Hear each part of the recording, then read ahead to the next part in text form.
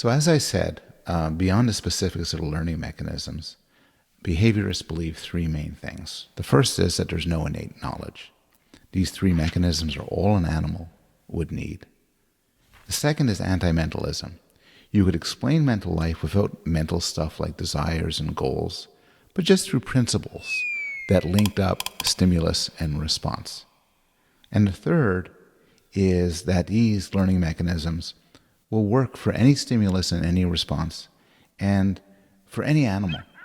The way humans learn is no different in principle from how rats learn, and how monkeys learn, and how pigeons learn. I think it's fair to say that nobody believes this anymore. Just about everybody agrees to at least some extent that these three claims are mistaken. First, there's a lot of evidence for unlearned knowledge. We'll see in subsequent lectures that there's evidence for innate contributions to capacities like learning language, perceiving the physical world, understanding number, certain aspects of sexual preference, and so on. Furthermore, even when it comes to learning, which is the focus of behaviorism, it turns out different animals have different learning mechanisms. The way birds learn birdsong seems quite different from the way that humans learn language. The way some animals learn to navigate is just different from the way other animals learn to do this. The way some animals form attachments or develop cooperative behavior is often special to that sort of species of animal. And none of this is that surprising. Natural selection will take different creatures on different paths. As for the sort of middle proposal, that it's unscientific to talk about observables, in some way this is an understandable reaction to Freud, who made all sorts of dramatic claims that were, as we said, unfalsifiable and difficult to pin down and horribly vague. But the truth is that all sciences talk about unobservables. Biologists talked about genes even before we even knew what one looked like. Physicists will talk about string theory. And certainly for psychology, when explaining a complex and intelligent mechanism, it makes sense to appeal to internal representation. Suppose you had to ask how a complex chess machine worked. You would say, well, it has this sort of rule built into it, it has this sort of strategy, and so on. You would appeal to the internal workings of the machine, and you'd be right to do so, because things like computers have internal workings that could only be explained in terms of things like models of the board and rules and strategies and so on. Similarly, humans, there's something going on inside our head. One of the objections to behaviorism is that it's crazy to deny that. It's crazy to deny that we think, even if we don't move, that we have dreams, that we have fantasies, that we deliberate over things. And a behaviorist might say, that's fine, but that's not scientific. But it turns out that to explain even the most basic of human behaviors, you need to appeal to these internal representations. And true as well for animals. So it turns out that that animals, for instance, get better and better at learning something, understanding something, even without reinforcement and punishment. And there's a rich literature developed by the psychologist Tolman on what's called latent learning, which is learning without any sort of feedback. And this is all sort of common sense. You could imagine yourself looking over a map or making your way through a house and coming to understand a spatial arrangement without any sort of reinforcement. The idea that reinforcement, at least in any sort of specific concrete sense, is necessary is not plausible. And here's a nice illustration of an experiment that shows how animals might really do, in an interesting sense, have maps in their head.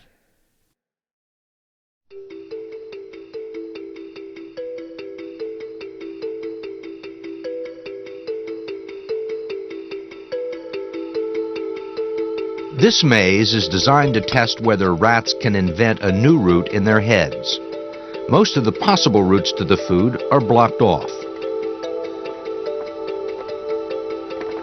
There is only one route to run down, and the rat appears to find its way to the food by trial and error, the same way Pippin learned to pick up the suitcase.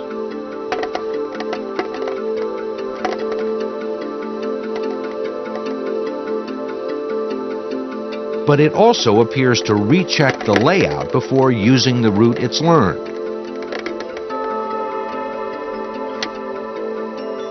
Now comes the crucial part. The learned route is blocked off, and new ones are open.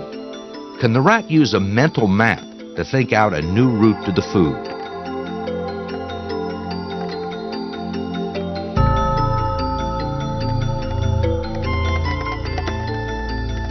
Yes, and he does it the very first time.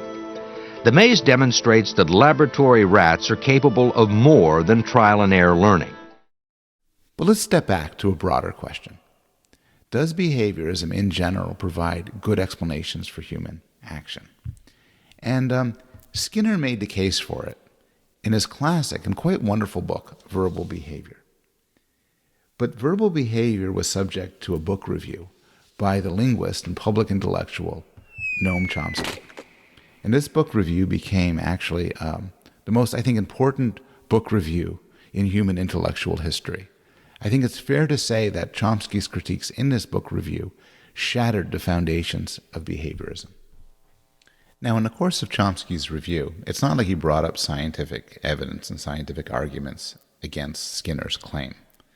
Ultimately, Chomsky championed a certain view on language development that was very nativist and very opposed to Skinner.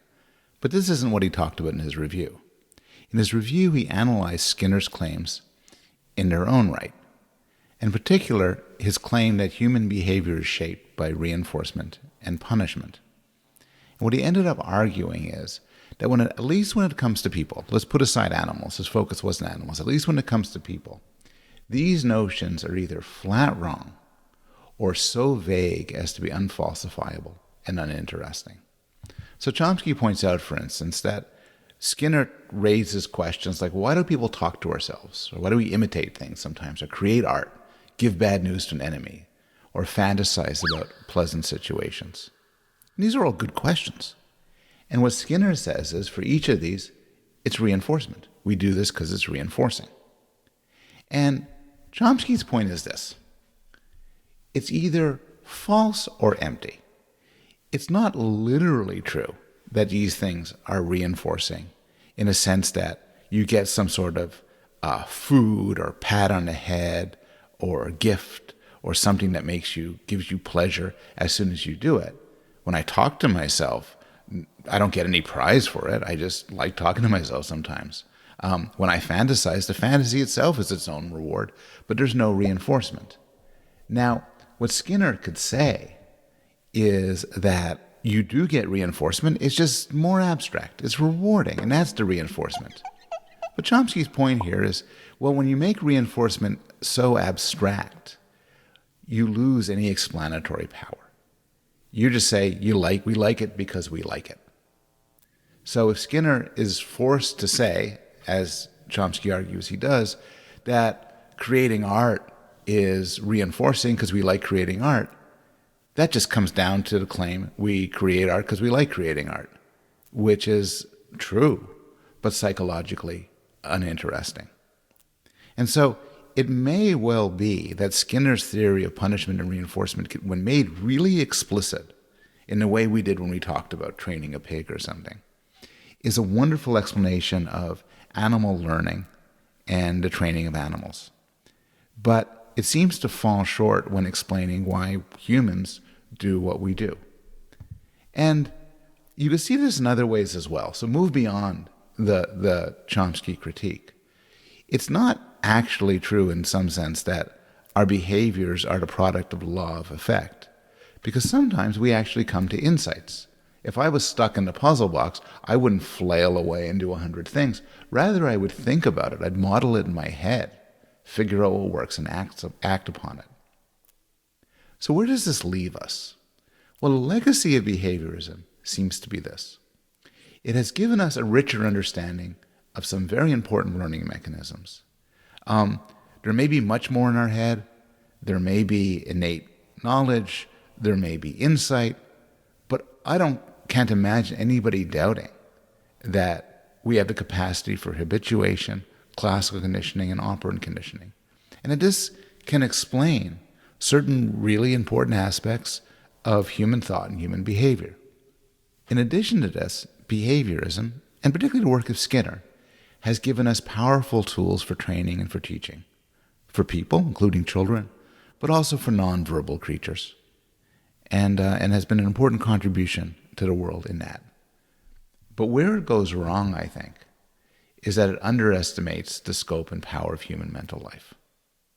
If the problem with Freud is that his theories were too all-encompassing and too vague and too ungrounded in empirical fact to ultimately become a successful theory of the mind, the problem with Skinner is that when taken specifically, his theories just fail to explain the richness of human mental life. We'll talk about all sorts of things about the mind that the ideas of behaviorism are simply not sufficient to address. But I'll end by pointing out that just like Freud, Skinner's ideas live on, and deservedly so. There's a lot to behaviorism that even now the most nativist, the most cognitivist psychologist still has to contend with.